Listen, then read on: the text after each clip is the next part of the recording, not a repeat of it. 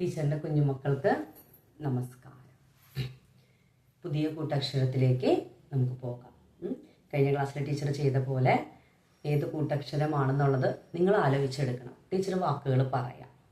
Okay. Blood. Blood എന്ന് പറഞ്ഞാൽ എന്താ? ബ്ലഡ് ബ്ലഡ് എന്താ?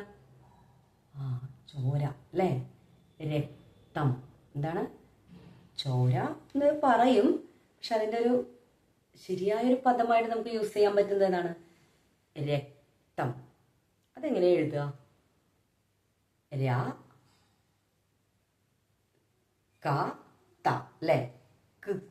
തം തം ത.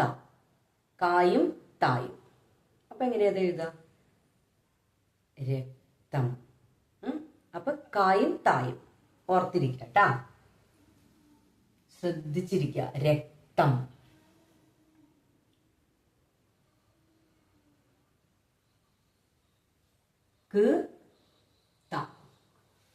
ഇതാണ് ഇത്ത.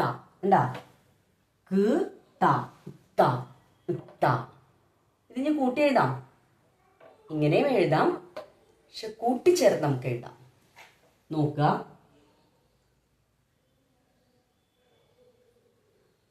കണ്ട, ഇങ്ങനെയാണ് കൂട്ടി എഴുതുന്നത്. മനസ്സിലായോ?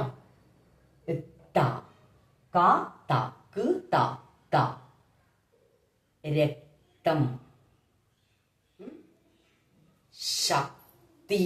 എന്താണ്? ശക്തി. വക്താവ്. എന്താണ്? വക്താവ്. രക്തം എന്ന് പറഞ്ഞാൽ ബ്ലഡ് അല്ലേ? നമ്മുടെ ശരീരത്തിലുള്ളത് ബ്ലഡ്. എല്ലാ ജീവികളുടെയും ശരീരത്തിലുള്ളത് ബ്ലഡ്. ശക്തി എന്താണ്? നമ്മുടെ എനർജി അല്ലേ? വക്താവ് എന്ന് പറഞ്ഞാൽ പറയുന്ന ആൾ, അതാണ് വക്താവ്. ആരാണോ പറയുന്നത് അവരാണ് വക്താവ്. മനസ്സിലായോ? പറയുന്ന ആൾ വക്താവ്. മനസ്സിലായോ? അപ്പൊ അതെങ്ങനെ എഴുതുന്നതെന്ന് നോക്കാം. അപ്പൊ നമ്മളിന്ന് പഠിക്കുന്ന കൂട്ടക്ഷരം ഏതാന്ന് മനസ്സിലായില്ല അല്ലേ?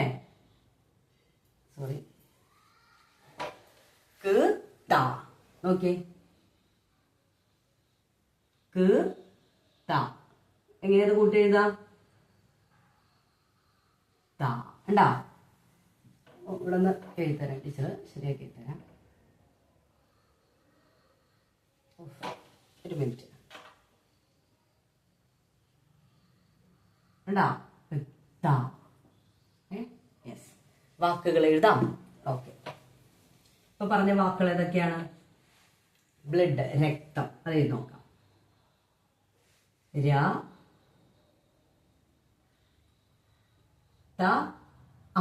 ഉണ്ടാ? രക്തം, ബ്ലഡ്. ഉണ്ടാ? രക്തം, രക്തം. അടുത്തെന്താണ്? ശക്തി. ശക്തി.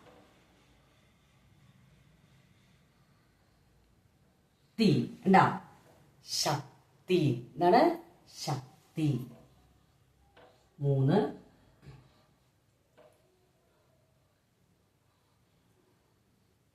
വക്താവ്. എന്താണ്? വക്താവ്. വക്താവ്. കണ്ടോ? ഓക്കെ. അപ്പൊ ഇന്ന് പഠിച്ചത് ഇങ്ങനെയാണ് എഴുതുന്നത്. രക്തം, ശക്തി, വക്താവ്. കിട്ടിയില്ലേ? യെസ്. അപ്പോൾ ബുക്കുകളൊക്കെ വായിക്കുമ്പോഴാണ് ഇതുപോലെയുള്ള കൂടുതൽ വാക്കുകളൊക്കെ കിട്ടുന്നത്. ഇതിലും കൂടുതൽ കിട്ടണമെന്നുണ്ടെങ്കിൽ ന്യൂസ് പേപ്പർ വായിക്കുക. ടീച്ചർ അന്ന് ന്യൂസ് പേപ്പർ അധികം നിങ്ങളോട് വായിക്കേണ്ടെന്ന് പറഞ്ഞത് കുഞ്ഞു അക്ഷരങ്ങളായതുകൊണ്ടായിരിക്കും. ഇപ്പൊ നിങ്ങൾ ഇത്ര അക്ഷരങ്ങളൊക്കെ പഠിച്ച് പതുക്കെ വലിയ കുട്ടികളായി വന്നുകൊണ്ടിരിക്കുകയാണ് അല്ലേ? അപ്പൊ നിങ്ങൾക്ക് കുഴപ്പമൊന്നും ഉണ്ടാവില്ല എന്ന് വിചാരിക്കുന്നു ന്യൂസ് പേപ്പർ വായിക്കാൻ. പറ്റുന്നുണ്ടെങ്കിൽ ന്യൂസ് പേപ്പറും കൂടെ ഒന്ന് വായിക്കാൻ ഉൾപ്പെടുത്തുക, സാധിക്കുന്നുണ്ടെങ്കിൽ മലയാളം ന്യൂസ് പേപ്പർ. അപ്പോൾ ഇതുപോലെയുള്ള കൂട്ടക്ഷരങ്ങള്, ചിഹ്നങ്ങൾ കൂടുതലായിട്ട് നിങ്ങൾക്ക് പല വാക്കുകൾ, ഇതിപ്പോ നമ്മള് ജസ്റ്റ് ബേസ് ആയിട്ട് പഠിക്കുന്ന അല്ലെ, ഒരു കൂട്ടക്ഷരം പഠിപ്പിച്ചു, അത് ഏതൊക്കെ വാക്കുകളിലാണത് വരുന്നതെന്ന് അറിയാൻ വേണ്ടി പഠിപ്പിക്കുന്നു അല്ലെ. നമുക്ക് ഈ കൂട്ടക്ഷരം വരുന്ന എല്ലാ വാക്കും നമുക്ക് പഠിപ്പിക്കാൻ പറ്റില്ല അപ്പൊ എന്ത് ചെയ്യണം? ന്യൂസ് പേപ്പർ വായിക്കുമ്പോൾ അതിൽ ഒത്തിരി വാക്കുകൾ അല്ലേ, കൂട്ടക്ഷരം, ചിഹ്നങ്ങൾ, അക്ഷരങ്ങളൊക്കെ ചേർത്ത് ഒരുപാട് നമുക്ക് പരിചയപ്പെടാൻ പറ്റും. നമ്മൾ പഠിച്ചു കഴിഞ്ഞാൽ ഇപ്പൊ പഠിച്ചുകൊണ്ടിരിക്കുന്ന വാക്കുകളൊക്കെ നമുക്ക് എന്ത് ചെയ്യാൻ പറ്റും? അതിനകത്ത് കാണാൻ പറ്റും, അത് വായിക്കാൻ പറ്റും അല്ലെ. കൂടുതലായിട്ട് നമുക്കത് വായിച്ച് വരുമ്പോൾ ഉപയോഗപ്രദമായി വരും അല്ലെ. ഉപയോഗത്തിൽ കൂടുതലായിട്ട് നിങ്ങൾക്ക് വരും. നിങ്ങളത് കൂടുതലായിട്ട് ആ വായനയിലൂടെ ഈ വാക്കുകളെയൊക്കെ, ഈ അക്ഷരങ്ങളെയൊക്കെ നിങ്ങൾ ഉപയോഗിക്കും. അപ്പൊ അത് നിങ്ങൾക്ക് പരിചിതമായി മാറും, ശരിക്കും പരിചയമുള്ളതായിട്ട് മാറും അല്ലെ. മനസ്സിലായോ? നമ്മളുടെ ഏതെങ്കിലും ഒരു ഫ്രണ്ടിനെ ഇപ്പോൾ 2 വർഷം മുന്നേ കണ്ടു, പിന്നെ ആ ഫ്രണ്ടിനെ നമ്മൾ കണ്ടിട്ടേ ഇല്ല അല്ലേ.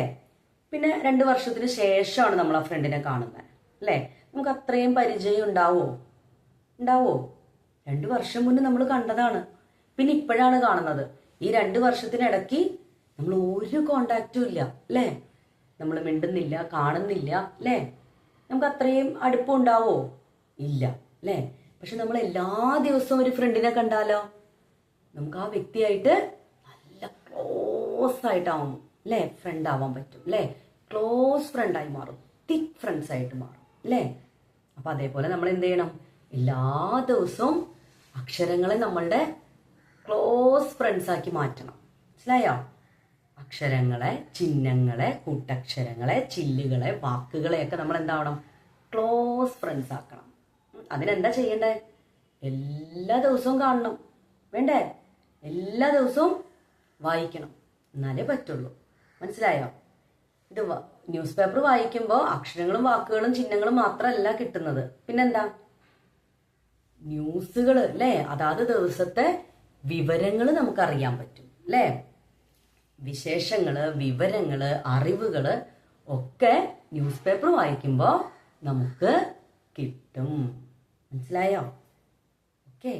നിങ്ങൾക്കിപ്പോ ന്യൂസ് പേപ്പർ തുടക്കത്തിൽ തന്നെ ചെറിയ ചെറിയ അക്ഷരങ്ങൾ വായിക്കാൻ പറ്റുന്നില്ലെങ്കിൽ ഹെഡിങ്ങുകൾ മാത്രം വായിക്കാം. തുടക്കം ആദ്യമായിട്ട് ന്യൂസ് പേപ്പർ വായിച്ചു തുടങ്ങുമ്പോൾ നമ്മൾ ഈ പഠിച്ച അക്ഷരങ്ങളൊക്കെ ഉപയോഗിച്ച് ഹെഡിങ്ങുകൾ വായിക്കാം. അപ്പൊ അതിനകത്ത് പഠിച്ചിട്ടുള്ള അക്ഷരങ്ങളൊക്കെ ഉണ്ടോ എന്ന് നമുക്ക് അറിയാൻ പറ്റും.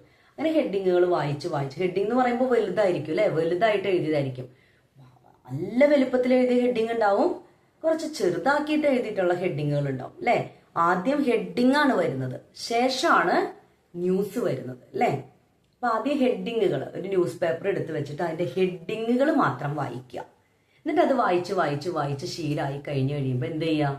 താഴെയുള്ള അതിന്റെ വിവരങ്ങളും സാവധാനം വായിക്കാൻ ശ്രമിക്കുക. ഓക്കെ. ഇപ്പൊ വായന മറക്കണ്ടാട്ടാ. അക്ഷരങ്ങളും ചിഹ്നങ്ങളും വാക്കുകളൊക്കെ ആയിട്ട് നമ്മൾ എന്താവണം? ക്ലോസ് ഫ്രണ്ട്സ് ആവണം അല്ലേ. വായന മറക്കണ്ട. നെക്സ്റ്റ് ക്ലാസ്സിൽ കാണാം. നന്ദി. ശുഭദിനം.